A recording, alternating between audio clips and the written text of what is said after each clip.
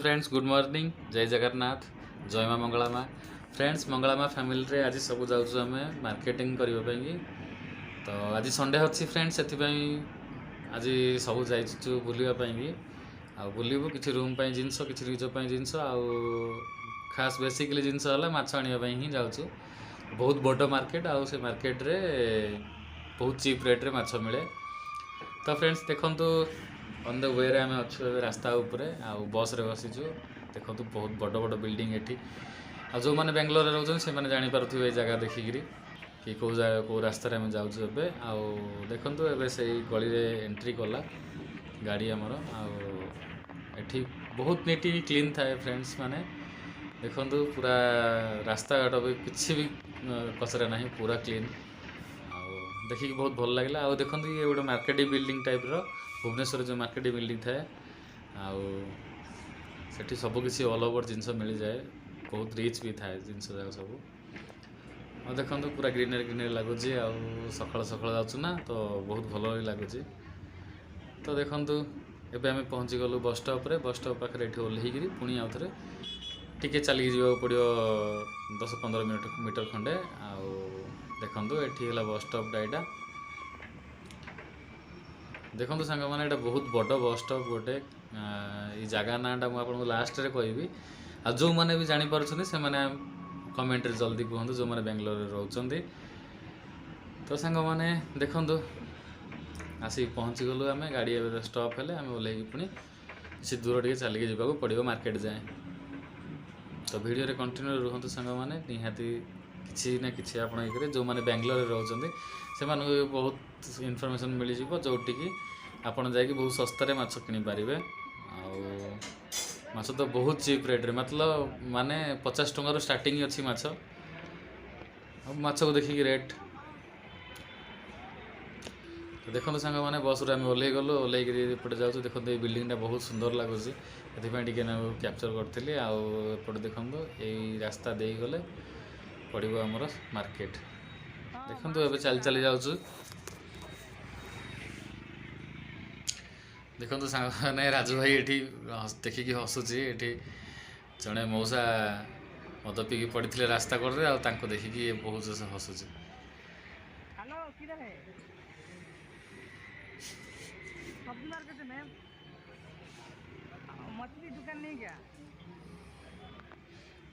तो देखो सांग मैंने ये साइड रे बहुत बड़ बड़ चर्च अच्छी माने देखा भी बहुत सुंदर आ बहुत बड़ भी ये देखो आप टाटू वगैरह भी करेंगे ये टाटू सब बनाऊँ आबे से रास्तार जाऊँ आम मार्केट भीतर को। तो चलतु आगू देखो कौन कौन कर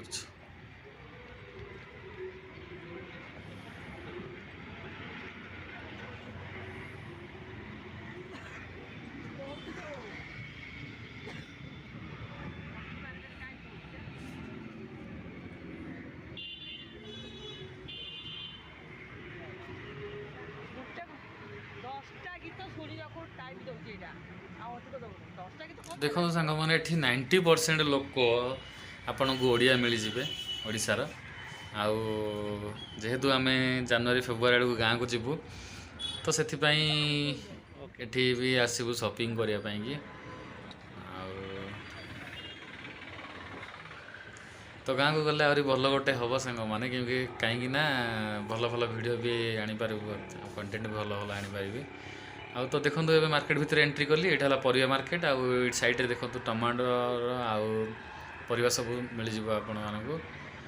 तो देख सांग मैंने ये आम गला भितर आमर रूम माने आम जो रोचु से जगार 3टा सांग जाइए माछपाई आ भेट हेले ये आमको तो सांगे भेट कर चलते देखा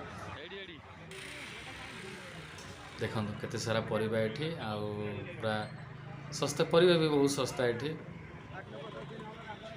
देखो ये माने हेले कोलकाता रु आम हेलु बालेश्वरा देखो ये कथा सांगे से माछ किणी सारी आ रिटर्न जाऊँगी। तो सांग मैंने यहाँ है रसुल मार्केट आउ भी କ'ଣ ତ ଗୋଟେ କୁହନ୍ତି, ଏଇଟା ହେଲା ତାର ଫାଷ୍ଟ ଗେଟ୍ ହେଲା। ଏଥିରେ ଏଇ ବାଟରେ ରାସ୍ତା ଦେଇକି ଗଲେ ଭିତରକୁ ଆପଣଙ୍କୁ ମଟନ୍ରୁ ନେଇକିରି ମାଛ ଯାଏ ସବୁ ମିଳିପାରିବ। ତାପରେ ଆମେ ଲାଷ୍ଟ ଗେଟ୍ରେ ହିଁ ଆମେ ଏଣ୍ଟ୍ରି କରିଥିଲୁ। ଦେଖନ୍ତୁ ଏଇଟା ହେଲା ଏଣ୍ଟ୍ରି ଗେଟ୍। ଆଉ ଶିବାଜୀ ନଗର ଫିସ୍ ମାର୍କେଟ କହିଲେ ଆପଣଙ୍କୁ ଅଟୋବାଲା ଛାଡ଼ିଦେବ ଏଠି ବି। ଦେଖନ୍ତୁ ଏଠି କଦଳୀ ଫ୍ରୁଟ୍ସ ବଗେରା ସବୁ କିଛି ମିଳୁଛି। ଆଉ ଏଇ ସାଇଡ଼୍ରେ ରାଇଟ୍ ସାଇଡ଼୍ରେ ଆପଣଙ୍କୁ ପରିବାପତ୍ର ମିଳିଯିବ। ତ ଦେଖନ୍ତୁ ସାଙ୍ଗମାନେ, ଏଇଟା ହେଲା ଫିସ୍ ଷ୍ଟାର୍ଟିଂ ହେଲା ମାଛ ମାର୍କେଟ। ଦେଖନ୍ତୁ କେତେ ଫ୍ରେଶ୍ ମାଛ ପୁରା ରଖାହେଇଛି। ଆଉ ସବୁର ରେଟ୍ ବହୁତ ଚିପ୍।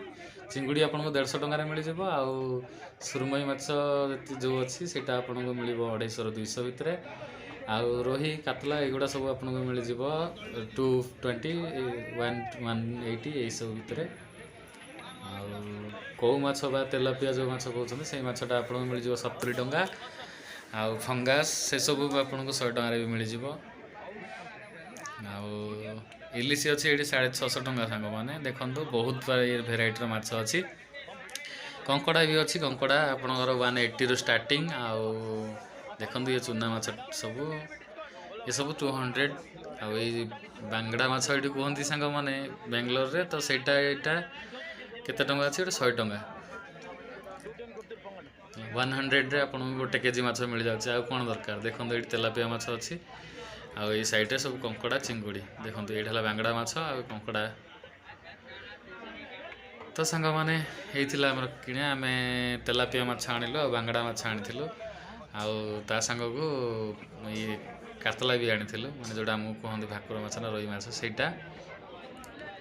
ଆଉ ଭିଡ଼ ବି ବହୁତ ସାଙ୍ଗମାନେ। ଆଉ କାଚଟା ବି ବହୁତ ଫେସ୍ କରିବାକୁ ପଡ଼ିବ, କାହିଁକିନା ଖାଲି ବରଫ ପାଣି ଆଉ ଆମିଷ ସେଇ ପୋଚା ମାଛ ପାଣି ସବୁ ଛାଡ଼ୁଛନ୍ତି ରାସ୍ତାକୁ ଏମାନେ।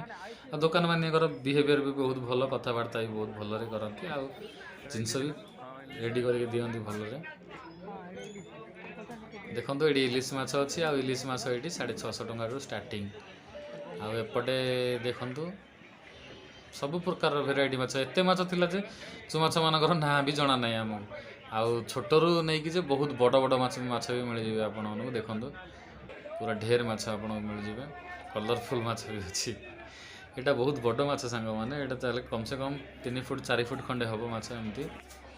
ଆଉ ଏପଟେ ଦେଖନ୍ତୁ ସବୁ ଭେରାଇଟିର ମାଛ ଅଛି। ଏଠିକି ଆପଣ ଆସିକିରି ନିଜେ କିଣିକି ନେଇପାରିବେ। ଆଉ ସପ୍ଲାଇର ବି ସୁବିଧା ଅଛି। ଆପଣ ଯଦି ଅର୍ଡ଼ର କରିବେ ପାର୍ସଲ୍ ବି ଘରେ ପହଞ୍ଚିଯିବ। ତ ଦେଖନ୍ତୁ ସାଙ୍ଗମାନେ ବହୁତ କିଛି ମାଛ ଥିଲା। ଆଉ ଆମେ ଯେହେତୁ କାର୍ତ୍ତିକ ମାସରେ 3 ଜଣ ଖାଉନାହାନ୍ତି, ତ ଆମେ 2 ଜଣ 3 ଜଣ ପାଇଁ ବହୁତ କମ୍ ମାଛ ଧରିକି ଆସିଛୁ। ଆଉ